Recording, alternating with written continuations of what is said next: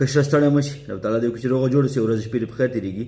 اصل داسې دی چې که چېرته تاسې ټراول ډاکومنټ ته درخواست ورکړی اوسېږي، نو په دې حالت کې بیا هلته تاسې تاییدیه ورکړې ده چې تاسو پاسپورټ نه لرئ. نو دې ته مو فکر کوئ کله چې هم ټراول ډاکومنټ درخواست کوئ، اپلای کوئ، نو تاسې نه شئ کولی چې د پاسپورټ موجودګي کې تاسو ټراول ډاکومنټ واخلئ. یوه خبره.